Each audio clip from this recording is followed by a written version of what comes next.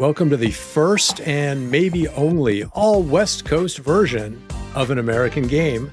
I'm down here in Los Angeles, and my good friend and partner Tom McCabe is up in San Francisco. Tom, what are you doing up there? Yes, I am visiting this great sanctuary city. This great soccer town, right? So splitting between San Francisco, where our son is, and we were over in Oakland across the bay. So got to see him train at Oakland Roots and taking in this great city. So I don't know what people are complaining about. I am loving it. The weather's great. The restaurant's amazing. I've seen all sorts of soccer. It's just been a wonderful trip. There you go. For this episode. And we're going to record this before you and your lovely wife head to the airport to go back to London. It is shortly after the final whistle. England has been knocked out of the World Cup. Argentina moving on to the final. And we want to get in a little added time about the semifinals and also how to fix American soccer and the theme of steps forward and steps backward that we've seen here at the World Cup. Let me go on record right up at the top that I tend to be an ABE guy, anyone but England. I wanted England to win that game and face Spain in the final because I would have been back in London for that. So it would have been an amazing occasion. Yeah, look, I think when Argentina played Switzerland, I really had no preference because what's your favorite country that helped Nazis hide Jewish gold? But once Argentina moved on, look, it's a very likable English team, and Argentina is a bunch of whiny, chippy racists. And Lionel Messi, the Saudi tourism ambassador. So honestly, it was an easy choice for me, and I am disappointed that they went through, but they are tough to beat in a tournament.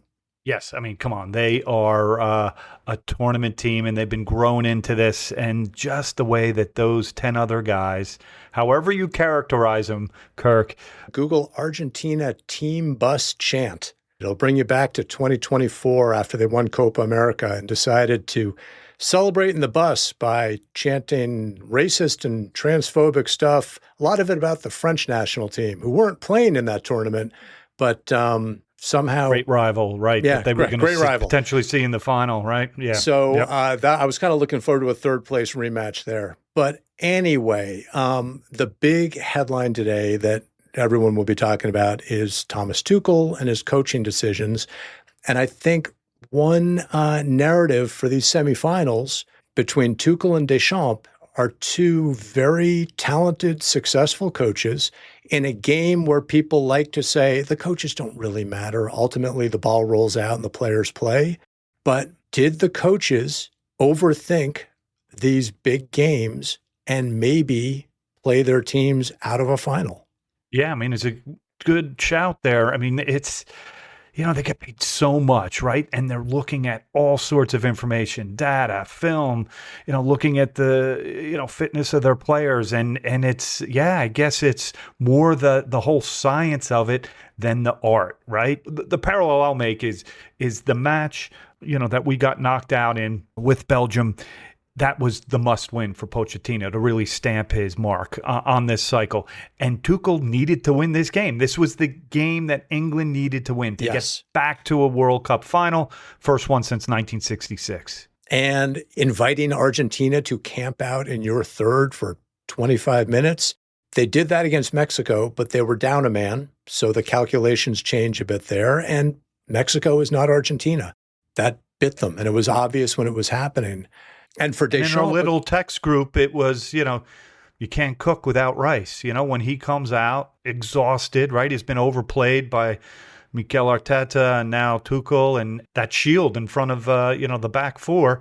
You're going to miss him, and they give up 2 goals. I mean, granted, they were pressing, so it could have happened with him on the field. But yeah, some of those, they'll be constantly debated for years and years to come, those decisions that he made. Yeah. So look, coach is in the hot seat. And Deschamps, just to cap that off, again, sort of maddeningly pragmatic for years with the French team. Famously, right? He's got a Ferrari and he won't let it get out of first gear, and he's happy to win a game 1-0, go to penalty kicks. But they got the job done.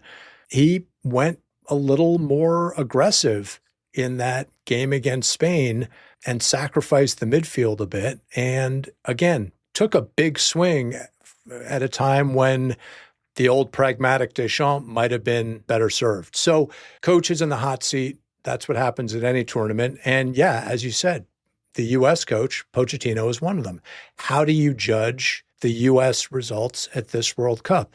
U.S. Soccer made it clear how they felt because, according to The Athletic, they offered Pochettino a new contract through 2030 before we'd even played Belgium. Right. And there are two ways to look at this. I mean, for me, what's happening on the field and did you get that result to get from the round of 16 to the round of 8? I mean, that for me was our final. The other way to look at it is from kind of a cultural perspective, right? Was there enough of a buzz? Was there change in the stadium? We did a whole episode on, the U.S., ultras. How did they perform? What was going on in popular culture, right? It's one of these first home World Cups with the smartphone, right? And watching highlights and making comments and seeing memes, right? Everybody loves these AI, babies from the various countries. I think it's qualified success on that end, right? That cultural realm. But on the field, Kirk, you've been hammering away on this. I don't think we made much progress. I don't think so. And, our friend Tab Ramos, whose opinion we respect a lot, just came out the other day and said that he looks at Cindy Cohn's tenure at U.S. Soccer and says it's been 6 years where the U.S. men have made no progress at all. And he was asking, who's the one responsible for re-upping Pochettino? There's one person, a high-profile soccer person, said American sports reward losers. And that person was Mauricio Pochettino. Before the World Cup started, when he was bragging about totally changing the U.S. national team's mentality in just 18 months. So is he going to cash checks now for American sports rewarding losers? Do we frame the U.S. as losers for this World Cup? No. No, we don't. The guys looked good in spurts. They certainly played hard and represented the country as well as they could, given some circumstances that we can talk about. Right. But I mean, that's the match, that round of 16 that they need to win. And historically, that's where we get tripped up, right? And something special or certain circumstances have to come into play. And, let's talk about the elephant in the room, with, what's come out since, So Flo Balogun, red carded. He's prepared to sit out. The players are prepared to sit out. And then, as you said in the last one, Trump puts his thumb on the scale. And as Balogun just said the other day, that did impact the team. And how could it not? A lot of big soccer experts were insisting a couple of weeks ago that the players are in some magic bubble free of social media and family and friends, and the Trump stuff wouldn't impact them at all. And what Balogun came out and said, and I'm sure he won't be the only one to say this, is, well, of course not. The players were very aware of it. He was prepared to sit. Pepe's prepared to play. The team is preparing a certain way. And they're also aware that they're going from scrappy good guys to world villains. And that's an uncomfortable position to be in that they did not ask for. People were waiting to pounce on something like that. I mean, come on, game plan this decision. Right? See, it from different angles. How is the world going to react? How are, friends of the U.S., how are enemies of the U.S. going to act, both on the field and off the field? And it just was a disaster, right? Shockingly, Donald Trump didn't game plan something before making a decision. I don't know where that's ever hurt us before. I will say there was one narrative after that game where a lot of people were going, look, the U.S. was never going to beat Belgium. You've hit your ceiling and that's it.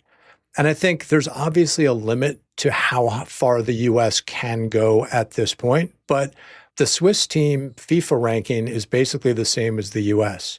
And I don't think anyone would have said, if the Swiss were playing the Belgians, no one would say, well, the Swiss don't have a chance. So I think it is fair to look at the players against Belgium played terribly. And maybe some of that was the impact of Trump and all the noise and Infantino and the FIFA corrupt stuff. But some of it was Pochettino's tactics and maybe his squad Absolutely. selection. You can't hide. You can't hide under the shadow of Trump on this, right? I mean, we played poorly. Yeah, they played terribly. And one thing that jumped out is Pulisic came out of the Belgium game in the 59th minute. The U.S. is down 3-1, and he was replaced by Sebastian Berhalter. That's the same switch that was made at halftime in the Paraguay game when the U.S. was winning 3-0. Yeah, so is that it? Is that the big decision, Poch? And I mean, is Berhalter the guy who's going to play for Pulisic, regardless of what the game state is? You know, we're chasing 2 goals or we're up. I mean, I just don't get it. I mean, Berhalter, credit to him, scores a goal, had a great season in MLS last year, was picking up. I think he's primed for a move to Europe. I mean, I think Germany, would be a good match. But, what about the attacking players? A Brendan Harrison, who has proven himself in the Premier League, or Haji Wright, one of the top goal scorers in the championship, about to experience a season in the English Premier League. So yeah. I just don't know if those were the right player moves. The fact that there was one sub for Pulisic, regardless of game situation, seemed weird. And then I also was thinking, I don't know, if you're not going to use Aronson or Haji Wright, maybe you should have brought Xavier Gozo, the 18-year-old Real Salt Lake kid who is scoring for fun. And you can say, oh, it's just MLS. He's a talented young kid who has scored for U.S. national youth teams and maybe could have been a Julian Green-type spark against Belgium. Julian Green. We could do a whole episode on Julian Green. Right? That would be, that would be great. But come on, in the end, Belgium, Morocco, Switzerland, no outsider squeaks in to the semis. It's almost like the European and South American powers have a lock on that. The big boys with the biggest professional leagues and the development systems and the money continue to dominate in a World Cup. And look, so after the U.S. gets knocked out, all the conversation turns to, can the U.S. ever be one of those big boys? First of all, can we be a Belgium or a Morocco? But then beyond that, is there ever a world where we are in that top 4 or 5 mix? And then that gets to the conversation of, well, our best athletes don't play soccer. We don't know how to identify youth talent, pay to play. All the normal conversations come out. Look, the fact is, we beat these countries, these very countries at the youth national team level. We beat them. I've been in a crowd, 2 5-1s against England, beaten Brazil, tied France. I mean, like some of these same characters. So the first point we would make is, if you're like, where's our youth talent? The fact is, our academies and our youth national teams are doing pretty well right now. At last year's U20 World Cup, the U.S. beat Italy and France with a goal from Xavier Gozo before they lost to eventual champ Morocco in the quarterfinals. The U17s went undefeated in their group at their Youth World Cup. They got knocked out by, again, Morocco, which, that's one to watch. On the women's side, they've made great strides in the last, they're amazing. Yeah. But on the women's side, our U17s, U20s are still seen as elite, among the best in the world. So our youth identification is not terrible. Yeah, I mean, it's working. The pay to play is a problem, perhaps an American game problem, but you could also say that's wrong, right?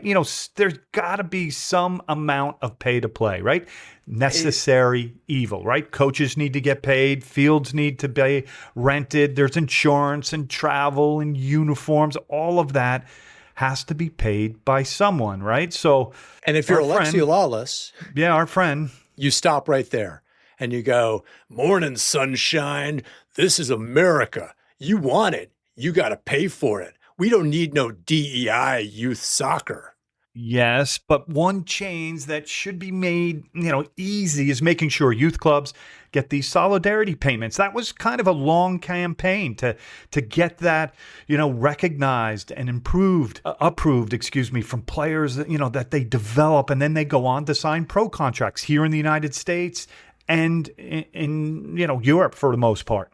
Absolutely, 100% agree. If you're talking about how do we pay to play, where does the money come from? Solidarity payments, rewarding teams for successful development is fundamental. But I also think that the U.S. needs to take some of the power away from the clubs, at least when it comes to youth development. In my experience, youth soccer has gone a bit too far down, let's call it the private equity path. And you know how we feel about private equity, right? So I'm going to jump in. We have a whole film on Manfred Shellshite, right? Like you would show up at the park. He would say, train with, my guys, my team for 2, 3, 4 sessions. He'd keep inviting you back. And then there would come the moment where he'd say, bring your birth certificate, fill out this form, come to my house with $80. And that was the registration fee with the state. We went to one tournament to travel in Potomac, Maryland, and it was $80 in gas. No hotels, nothing extravagant. The uniforms were in his house. And they were T-shirts. They were ripped up T-shirts, red and yellow. I know this is extreme, but it can be that simple. And let me give you a quick story from my experience when I was president of a girls' club that I helped start. And we had over 6 months when everything was shut down during COVID. And at that same time, the Development Academy was shut down, which left a huge vacuum for elite youth soccer. And so during shutdown, I reached out to other stakeholders around Southern California. And I said, look, let's use this opportunity. We're never going to have another chance to reset like this. We can reinvent SoCal soccer. And what I wanted everyone to think of was I wanted them to think of Southern California as Germany and do our own DOS reboot. Create a network of licensed scouts to help identify talented players who are outside of the big club and league systems.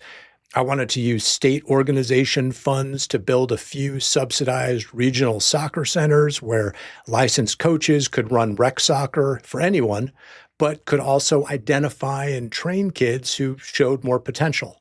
And we need these idea people in the American game, right? I mean, these are wonderful ideas, right?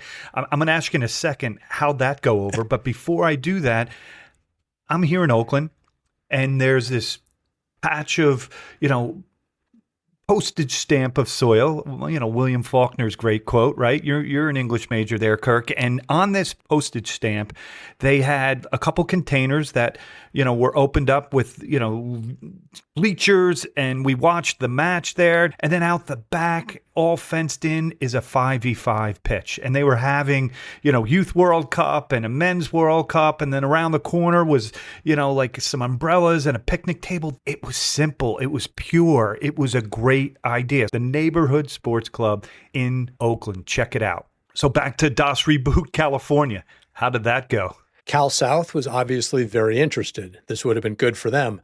Unfortunately, a few big clubs had already seen the chance to create a new elite league where they could rake in registration fees, parking fees, tournament and showcase fees, kickbacks from the travel agents for hotel bookings for the tournaments and the showcases. Yeah, this is anti-Mannish Shellshite, anti-Union Lancer. I mean, this is a multi-million-dollar business, and that's what it becomes in the 1990s and early 2000s, right? I mean, this is a really significant chapter in the growth of American soccer. Not good for the kids, but real good if you're running one of those clubs.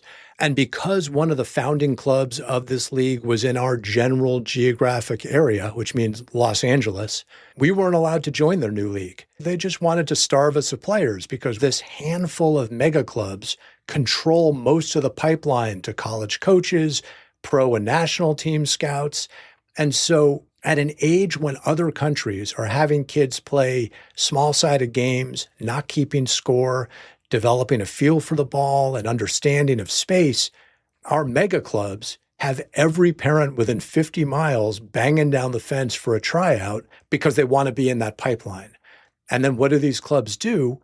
They pick the biggest, fastest, earliest developers, so you can rack up U9 trophies playing kickball. And again, this is always the goal, drive other smaller clubs out of business. As we've seen time and time again, the biggest, fastest 9-year-olds don't generally stay the biggest and the fastest, and then there are these great late boomers. So we end up losing kids along the way, right? And most of these early prodigies never really learn how to play. They're track stars, right? And they're going to get dumped eventually by the top clubs. So we're missing these development opportunities because of these structures at such an early age. And that's it. So if I'm running U.S. soccer, I am reconnecting with and I am funding the state organizations because we are too big a country for any kind of efficient national scouting. But supervised state organizations with accountability to a smart and dynamic national body can do it better. Call it ODP2. Yeah, ODP2. Oh, you clever one. Yeah, I mean, it's e pluribus unum, right? From the many. It's states' rights. It's, there you go. Yeah, bragging rights. It's soccer towns, the thing we're always banging the drum about. So we'll get more diversity, and that might not please our good friend Alexi Lawless, because you're going to have a gem or two in these odd locations. We've talked about Bentonville, Arkansas, and Chris Martinovich and what's going on down there, right? And then, of course, the established soccer towns, right? Your LAs, your New Yorks, your Chicagos, your But even in Dallases. LA, and this was our thing for our club, there's a lot of affluent neighborhoods that have no problem paying $5,000 a year for club soccer. The ones who weren't being served, East Hollywood, Compton, there are different areas of the city where there's kids that love the game, that want to play the game, and are being missed. So I think that's a way. There are ways we can tap into them. So our overall take on that is our talent identification and youth soccer is not as bad as everyone wants to say it is right now, but there is a way to make it better, and that is to take some of the kind of private equity business part out of it and not let a few mega clubs shape how we do our development and our identification. Right. And our overall report card for the U.S. men at this World Cup, has to be a step forward and a step back. And then I'm going to argue that it was a step forward for America as a soccer nation, right? Following this World Cup, getting wrapped up in its clutches, with the problems we've talked about before. But here we are on the eve of the final, and I think we pulled it off. I think we did pretty well. But look, step forward, step back is a pretty good theme for the overall tournament. Most of the world loved watching a French team that, until running into Spain, played with as much creative skill back to front as any national side we've seen. And yet Kylian Mbappe was forced to take time from his tournament to respond to racists like a Paraguayan politician and an ex-Spanish prime minister who don't accept non-white guys as French. Yeah, literally that Spanish guy, that ex-PM, says that the French team, quote, does not have any French players, end quote. So it's about Englishness and Frenchness and Americanness, right? This is a constant theme in the history of the game, right? So we see a step forward for how the team and the game is played and for what national identity means, only to see another step back. Yeah, it's not surprising, but it's disappointing. And in the same way, I think you're right. The tournament avoided a lot of the ICE raids at stadiums and other things that we feared, and were very, very possible. But step back, the success of the tournament and the goodwill that has engendered has also kind of provided some cover for a surge in murders by ICE and other federal agents around the country in the last couple of weeks, from Texas to Memphis to Maine. Yeah, they were, told to ramp it up, right? Like, get out there and get some more arrests. It was almost like this tournament is too much of a feel-good factor. Yeah, and while everyone's focused on watching these games, we can slide underneath and do some bad stuff because it's bread and circuses. So that part for the U.S., it's like such a good step forward in hosting people from around the world and having a lot of it go really well, but these unfortunate steps backwards, like the murder of Juan Sebastian Guerrero, a 26-year-old father who was shot by ICE just on Monday in Biddeford, Maine, as he went to work. His 3-year-old daughter was on the street still wearing her bluey pajamas. And to quote Childish Gambino, this is America. Right. But America is also another town in Maine. I know where Biddeford is. My older sister, spent her first year of college up there at University of New England. But Lewiston, not too far away, 50 miles north of Biddeford, and that was the subject of a really interesting soccer book by Amy Bass. One Goal is the name of it, a coach, a team, and the game that brought a divided town together, right? So it's The immigrant game, more recent immigrant story, right? So Lewiston, overwhelmingly white, Catholic, I think a bunch of French Canadians, former Milltown, these places that we've talked about before. And now it's becoming or became a refuge for Somali immigrants, right? They start arriving, they're relocating in, this particular town and other places. But what do they bring with them? They bring their love of soccer. So there's actually this field, this patch that becomes, a refuge where they could feel Somali, they could feel American. So at first, it's fine. Then in 2002, the mayor writes an open letter telling the Somali community that Lewiston has had enough. Please tell your friends and relatives to stop coming, right? It's like chain migration, which we've seen over and over and over again in United States history, and they want to break the chain. That letter tapped into a lot of stuff that Lewiston residents had been hearing. The Somalis were taking advantage of the state welfare system. They were overcrowding the schools. The city was buying cars for Somali immigrants. Someone scrawls, "Go back to Africa" on a mirror in the school bathroom. Which honestly sounds innocent compared to what J.D. Vance said about Haitians in Ohio. But amidst all that tension, they have this high school coach, Mike McGraw, right? He sees these new arrivals and he sees the opportunity. These kids, these Somali kids, love the game. They could play at a high level, better than the ones he had, right? So it's about winning games too, right? So, these Somali kids join this high school team, but at first they're kind of self-segregating from the white kids, and there might have been some, self-segregation on the other side, but... And I read about this. They were even getting ready for games. Coach McGraw would see them before games, and the white kids are all in a group in one spot, putting their shin guards on, lacing up their boots. And all the Somali kids are in a completely different area doing the same thing. They're not even talking to each other. Right. And he takes this opportunity and he says, to play the game, you're going to have to play together, right? There's only one ball in this game, right? It's the only way to play, he says. He literally called them and said, he brought them to the middle of the field. He told them, ordered them to sit in the middle of the field, and he started mixing them up. You sit with him. Now you sit over there. Now you sit with that guy. And he forced them to mix up. And he said, from now on, this is what you are going to be on the field and off the field. And according to the book, McGraw he finished his little speech to the players by saying, you're going to have to talk to each other because it's the only way we're going to win. Sometimes our communities don't understand each other, but you can show the adults how it is supposed to be. By playing together, that'll send a message that our cultures can get along.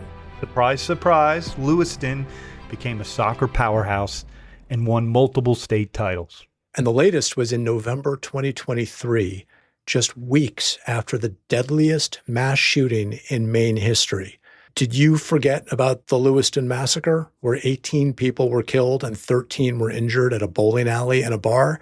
I will confess, I had forgotten about that one. I did not, because a high school, not classmate, he was the year behind us, Gary Jenkins, is now the president of Bates College in Lewiston, Maine. So, we take steps forward, we take steps backward. We can forget a mass shooting that happened in our country.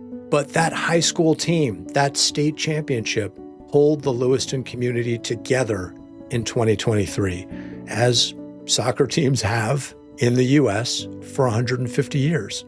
And I think our national team pulled us together just in these last few weeks. As Tom and I have said many times before, our soccer history, like our national history, is not just about the latest headline, our worst recent result. We have stuff to be ashamed of. We have lots to work on. But we also have plenty that we can be proud of. There's plenty that pulls us together. Towns like Lewiston, Maine, are why we say that soccer is an American game.